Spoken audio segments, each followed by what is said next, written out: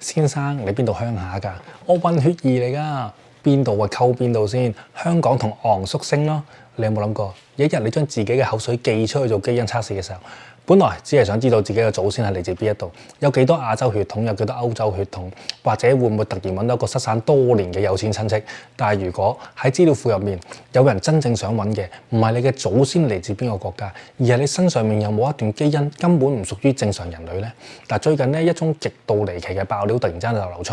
有退役美軍相關人士聲稱 CIA 可能一直透過23andMe 呢個基因檢測公司同組員家譜基因資料庫呢一類商業嘅基因平台啦，秘密搜尋一批藏身喺人類社會入面嘅外星人後代，而佢哋要揾嘅唔係大家成日想像嗰種大眼睛啊、灰色皮膚啊、細細粒嘅夫人，而係一種外形幾乎同人類完全一樣，身形高大、金色頭髮、藍色眼睛，即係雷神嗰啲啦嚇。只要企喺街上面，好多人都以為佢係北歐人客，完全唔會懷疑佢可能唔係地球人嚇。佢哋咧就被稱為北歐型外星人。嗱，更加驚人嘅係爆料嘅人話，有部分北歐型外星人咧早就已經喺美國生活咗好多年，同人類結婚生仔，仲要呢個繁衍後代，甚至有一部分後代咧可能連自己都唔會知道自己原來係外星人嚟嘅，自己身體藏住一段地球以外嘅血統啊！嗱，呢個真係好浪漫啊！我阿媽愛上外星人，我太爺來自天狼星嗰啲啊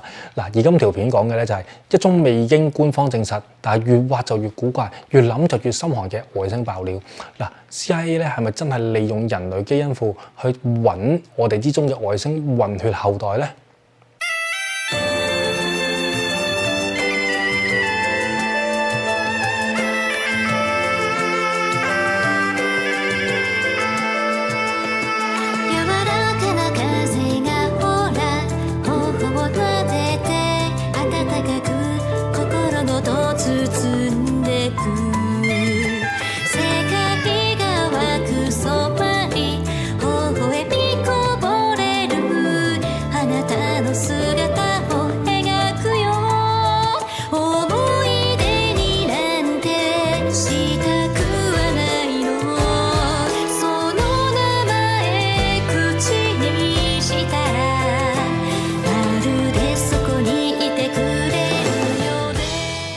喂，hello，大家好，歡迎大家收睇我頻道。嗱，首先要講清楚先啦，咁呢件事咧並唔係嚟自一份突然解密嘅政府機密文件啊。佢最初引起注意咧係嚟自一個網絡嘅訪談節目。2025年11月，哲學家兼外星現象研究人物傑森雷澤佐爾賈尼喺一個命名為一個美國煉金術嘅一個訪談節目入面啦，就講出咗一段非常離奇嘅故事。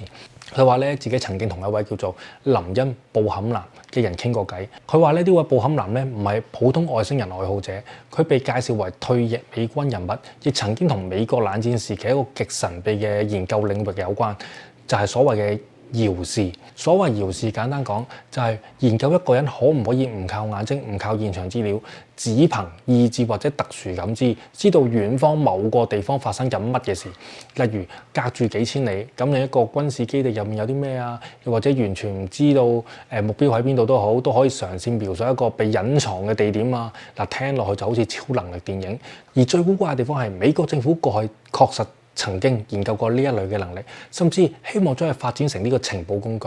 而根據佐爾賈尼嘅轉述，布坎南曾經向佢講過一段不可思議嘅親身經歷。嗱，話說有一日，布坎南去到一間自己平時都會去嘅餐廳食飯啦。咁佢坐低就冇幾耐啦，突然之間咧有3名男子嘅出現喎，其中2個人咧就坐低同佢傾偈，另外一個人咧就企喺個餐台旁邊一路觀察四周，好似負責保護另外嗰2個人咁。而呢3個男人對布坎南表示，佢哋唔係普通人，佢哋係嚟自另一個文明。北歐型外星人，佢哋外貌同人類極為接近，甚至可以話咧，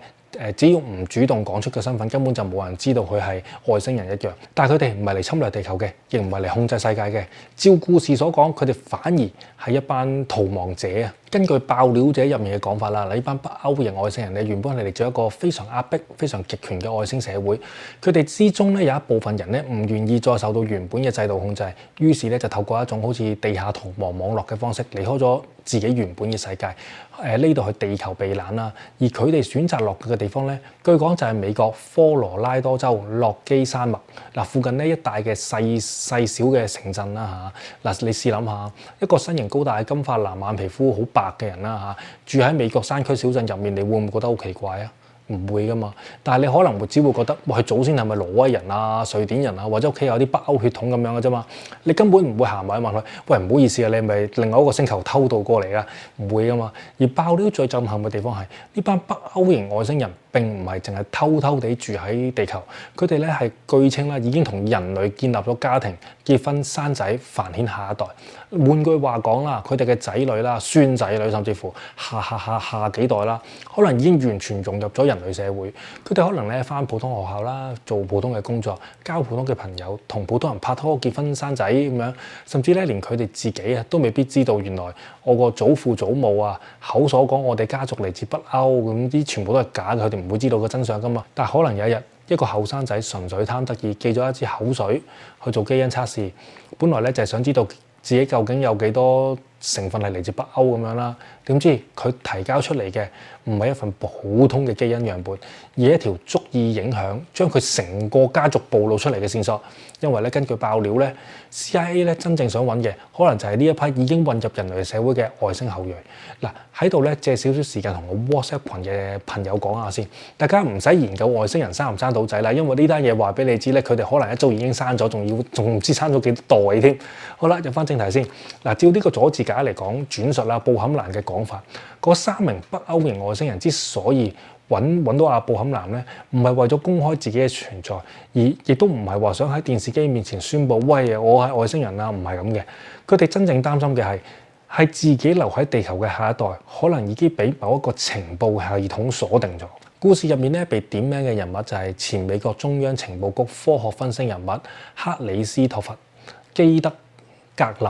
好長啊個名，好啦，爆料人就聲稱呢個格林咧，可能咧知道一種方法啦，可以利用大型商業基因資料庫搜尋某種偏離正常人類基因嘅特殊痕跡。嗱，簡單啲講啦嚇，普通人將口水寄去呢個基因檢測公司啦，通常都係想睇下自己有幾多血統係華人，有幾多係東南亞、歐洲，或者身邊會唔會多個陌生人，原來係遠房親戚，或者會唔會係你自己個老婆，其實係你自己個妹之類啦嚇。但係按照呢一啲爆料嘅講法咧，如果情報機構咧可以接觸到足夠大規模嘅基因資料咧，佢哋問嘅問題咧竟然係完全唔一樣。佢哋咧係邊一個人身上面出現咗冇辦法用正常人類組員解釋嘅基因片段？嗱，換句話講，你以為自己可能查族譜啦，但係咧某個隱藏喺資料庫背後嘅系統，可能喺度將所有人都分人類。佢會分咗一啲係普通嘅人類，一啲係已知嘅族群，一啲係特殊嘅突變，一啲係冇辦法解釋嘅來源，或者懷疑係非人類嘅血統啦。嗱，當然啦，呢個講法咧目前係冇得到官方嘅證實嘅，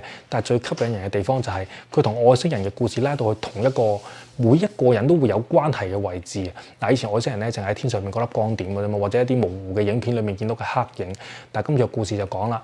外星人咧就唔喺天上面嘅，可能就喺你屋企，係你族譜入面。嗱，據稱啦，布坎南後嚟咧亦都有提醒人嘅，佢自己咧唔會將基因交俾呢個23ME呢個基因檢測公司嘅。點解啊？因為咧當個人做呢個組員分析嘅時候咧，報告有陣時未必可以將所有基因片段100%去分到去某一個已知族群裡面嘅。有啲結果咧可能會顯示為呢個其他來源啊，或者未知來源啊。咁對於科學解釋嚟講咧，呢啲情況未必係神秘嘅，可能只係資料庫嘅樣本不足啊，可能係族群分類仲未完整啊，亦可能係演算法暫時未可以準確判斷嘅啫。但係外星血統傳聞入邊咧，嗰一小格冇辦法辨認嘅資料咧，就突然變得最恐怖嘅位置啦。因為有人會問，嗰一段基因唔係嚟自中國，唔係歐洲，唔係非洲人，亦都唔係嚟自任何已知嘅人類組員。咁佢究竟嚟自邊一度？當一個基因報告上面出現1%、2%甚至乎更少嘅未知來源，一般人可能望一望就算嘅啦，係咪先？但係如果你本身已經相信北歐型外星人曾經同人類繁衍後代嘅話，嗰一小格未知來源咧，就好似資料庫入面突然間打開咗一道黑色裂縫咁，你唔知道入面嘅演算法係未完善啦，定係一段根本唔應該存在喺人類身上面嘅血統啊！而一旦情報機構同樣有興趣追查呢啲資料嘅話，你交出去嘅口水就可能唔再係家庭娛樂嘅測試，佢可能變成咗一張尋人嘅地圖。嗱，其實咧北歐型外星人呢個形象咧並唔係今次突然之間發明出嚟爆料噶嘛，佢哋早喺近代飛碟文化入面咧出現咗幾廿年嘅啦。早喺20世紀50年代，美國一位著名飛碟接觸員喬治亞當斯基就聲稱自己喺加州沙漠遇到一個嚟自金星嘅神秘訪客，呢個訪客被稱為奧森。嗱，根據咧亞當斯基當時嘅描述啦，奧森並唔係醜陋或者恐怖嘅外星生物，相反佢外表非常接近人類，有一頭接近金色嘅長髮。面容俊美，氣質安靜，又係形容雷神嘅，點解成日都甚至帶住一種好似比人類更加純正、更加高等嘅感覺。喺故事入面咧，奧森亦都唔係嚟侵略地球嘅，佢反而係嚟警告地球，尤其是關注當時地球不斷進行呢個核武器試驗啦，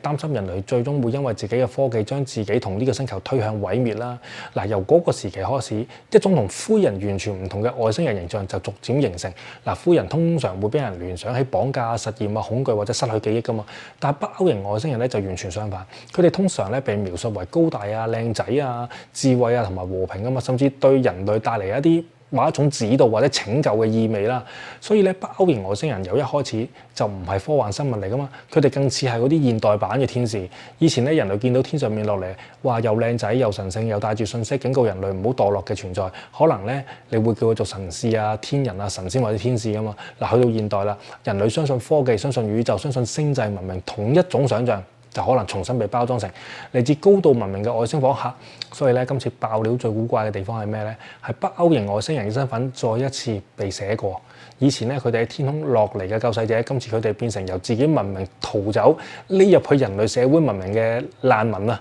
一班外星逃亡者原本只係想喺地球過普通生活，最後就因為基因資料庫出現，連後代都冇辦法真正隱藏自己嘅身份，呢個設定成套電影咁啊！已經唔單止係外星人新聞啊，佢直頭咧係一套外星政治驚慄片啊！嗱，講到呢度咧，你可能會覺得一班金髮藍眼嘅雷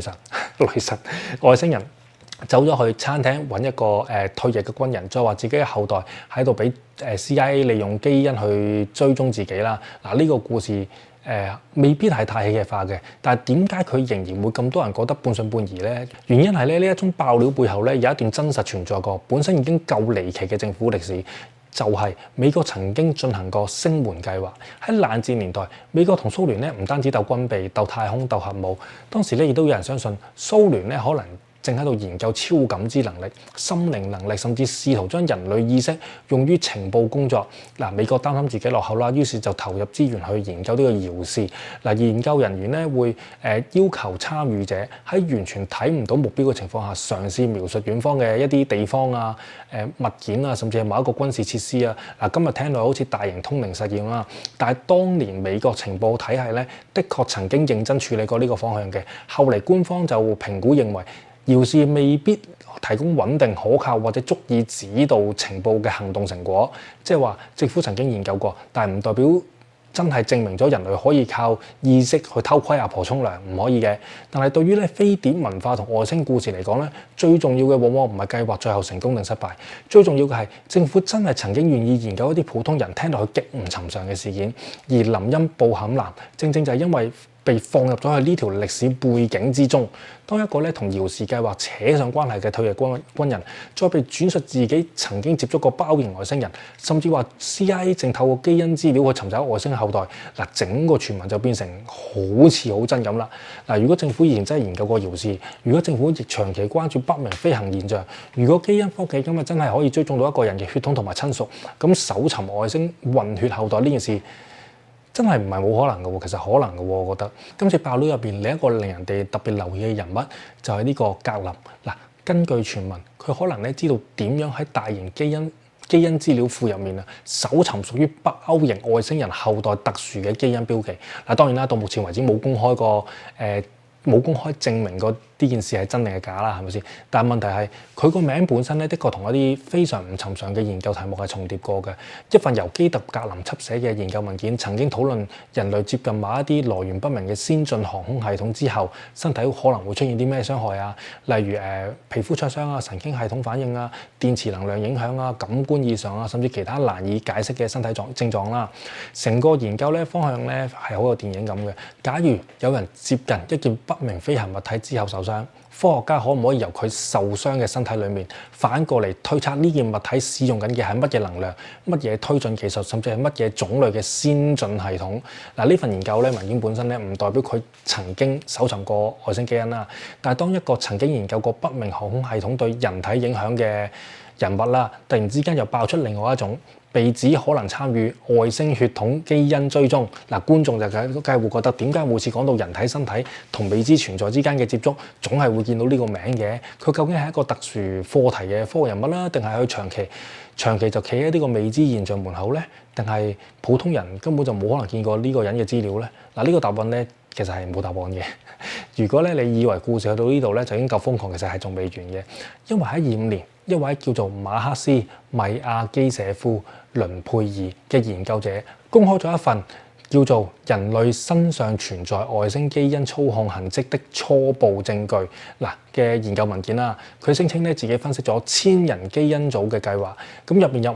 581組完整家庭嘅基因資料。所謂完整家庭基因，即係有阿爸阿媽、仔女都有呢個基因嘅記錄啦。正常情況底下，研究者可以將子女嘅身體嘅基因變異同父母嘅基因作一個比較，從而判斷某一啲特徵究竟係嚟自邊一方遺傳嘅。而根據呢一個研究者嘅講法，喺581組家庭當中，有11組家庭嘅子女身上面咧出現一啲無法同父母對應嘅基因片段。當中咧一個最誇張嘅個案就係據稱甚至發現348個無法由父母來源解釋嘅基因變異。而佢提出嘅推論非常震撼，呢啲異常嘅片段會唔會係嚟自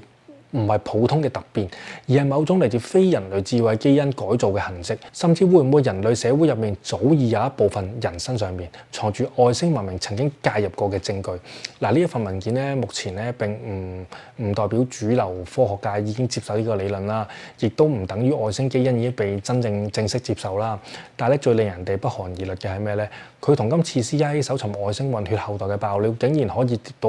接埋喺同一條線上面。一邊咧有傳聞話，情報機構可能透過呢個商業基因資料庫啦，追查北歐人外星人嘅後代。另一方面，又有人聲稱人類基因嘅資料入面，可能真係存在一啲無法由父母正常解釋嘅異常片段。當兩件事撞埋一齊，你自然會有一個非常之恐怖嘅問題啦。如果基因資料庫入面真係出現一個特殊個案，第一個揾到佢嘅會係公開研究嘅科學家，定係從來唔會通知你嘅情報機構先？去到呢度咧，可能真係會話啦。北歐型外星人、中央情報局秘密追蹤、基因資料庫搜尋混血後代、科羅拉多山區收留外星難民，成件事聽落咧就太似電影啦。真係好難信嘅。但係呢一宗故事最恐怖嘅地方唔一定係外星人喎，而係一樣已經同我哋每個人有關嘅現實科技，就係基因資料。今日好多人做基因測試，可能只係貪得意嘅啫，睇下自己祖先嚟自邊一度，有冇個有錢老豆，係咪？但係交出去嘅唔係一張普通嘅照片，唔係一個社交平台密碼，亦都唔係一個隨時可以重新申請嘅 email 地址。你交出去嘅係身體最深層、最難改變，亦都最能夠連繫整個家族嘅身份資料。你嘅基因可能揭示咗組員，揭示咗親屬關係，揭示咗健康風險，甚至乎連你自己未見過嘅親人，或者你交出去嘅資料，全部都會被牽連埋一齊。更加現實嘅係23andMe 基因檢測公司過去曾經發生大型資料外泄事件，涉及數以百萬計嘅客源嘅組員健康同遺傳相關嘅資料。換句話講，即係今次所講嘅中央情報局搜尋外星混血兒，只係未經證實嘅爆料。人類基因資料咧，一旦被大規模儲存、分析、外泄或者利用，本身已經係一件非常之真實，亦都係非常之令人不安嘅事情。但係最諷刺嘅係咩啊？按照今次嘅傳聞，嗰班北歐型外星人之所以揾人求助，正正係因為佢哋擔心下一代被追蹤。佢哋唔想自己嘅仔女知道真正嘅來源，唔想孫仔孫女因為一段血統改變變成一個研究嘅目標啦，唔想原本已經融入地球生活嘅家庭突然之間被某一個秘密組織重新分類。所以就算你完全唔信外星人，呢個故事仍然都會令到你有啲不安嘅，因為真正問緊嘅係，當所有人嘅血統都可以被掃描、被比對、被分類、被追蹤，我哋仲有冇權選擇自己究竟想唔想知道全部嘅真相呢？但係點解外星人同人類繁衍後代之後，呢一類嘅故事永遠都咁吸引人呢？點解我哋一聽到有人可能唔係100%普通嘅人類，我哋就忍唔住追蹤落去呢？藍血人嗰啲啦嚇，原因可能係呢種故事咧根本就唔係現代先出現，早喺人類古代文明入面咧，其實已經不斷喺度出現一啲想像嘅共同嘅想像，嚟自天上面比人類強大，甚至神秘，甚至乎擁有超越人類智慧嘅存在，曾經降落地球同人類發生關係，即係我太爺嚟自外星嗰啲啦，最後留低一啲特殊嘅血統。喺創世記入面曾經提到神的兒子們見到人的女子美貌，於是娶佢哋為妻。其後世上出現咗被描述為勇士或者巨人嘅存在，喺希臘神話入面大把啦，打亂總添，就成叫做大量英雄人物都係同神明同埋人類所生嘅後代啊嘛。有啲人咧由細到大被講成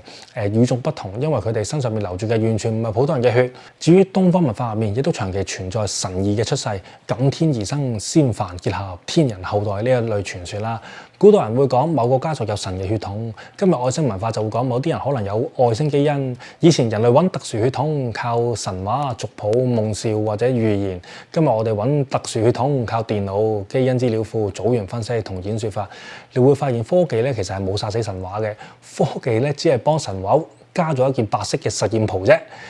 咁多位朋友，我會留喺美國一段時間，有冇加州嘅朋友或者三藩市嘅朋友咧，可以 email 我嘅，咁啊約下我，等我再了解更加多美國嘅事，好冇？多謝你哋。